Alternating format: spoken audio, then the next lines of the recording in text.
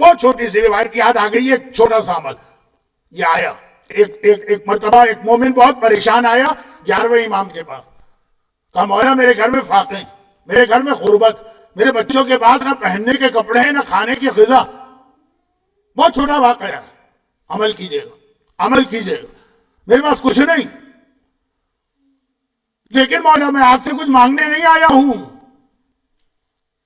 میرے باپ کے پاس تو اتنی دولت تھی کہ میں اپنے پورے خاندان کو اکیلا پال سکتا ہوں، لیکن میرے باپ نے وہ دولت زمین کھود کے کہیں دفن کی تھی. پہلے یہی طریقہ تھا، بینک تو تھے نہیں. اور اچانک اس کو موت آ گئی. تقریر کہاں سے شروع ہوئی تھی؟ اچانک موت اچھی ہے کہ جب ٹائم مل جائے وصیتوں کا. اچانک موت آ گئی. اب پوچھئے اس آدمی کی حالت جس کے پاس سب کچھ ہو اور پھر وہ فاقے کر رہا ہو. کبھی آپ کے ساتھ یہ ہوا؟ نہیں ہوا ہوگا، ہونا بھی نہیں چاہیے، لیکن لوگوں کے ساتھ ہوا.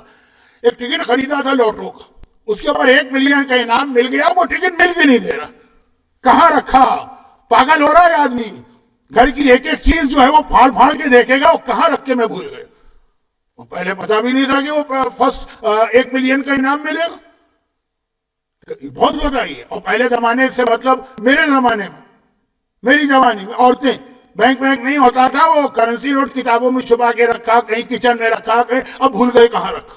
ہیں پیسے، کسی کے آگے ہاتھ نہیں پھیلانا، دوسروں کو دے سکتے ہیں، بھول گئے. یہاں تو باپ مر گئے. مولا بچوں کی غربت فاقے دیکھ رہا ہوں، تڑپ رہے ہیں، کسی کے آگے ہاتھ نہیں پھیلانا، میرے پاس ہے اتنا. باپ مر گئے.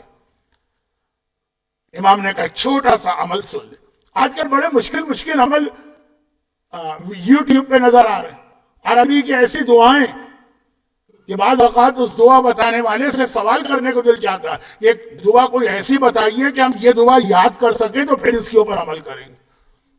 اور میں ہمیشہ سے قائل تھا، اور آج کل خصوصاً چھوٹے عمل. امام نے کہا ایک بات یاد رکھو، 11واں امام جو سارے کمالات کو رکھے ہوئے اسی کمالات والا عمل بتا رہا. کہا کہ عشاء کی نماز کے بعد جب نافلہ پڑھ لینا، اس کے بعد 100 مرتبہ درود کی تسبیح مکمل کرنا، جاؤ تمہارا مسئلہ حل. چلا گیا.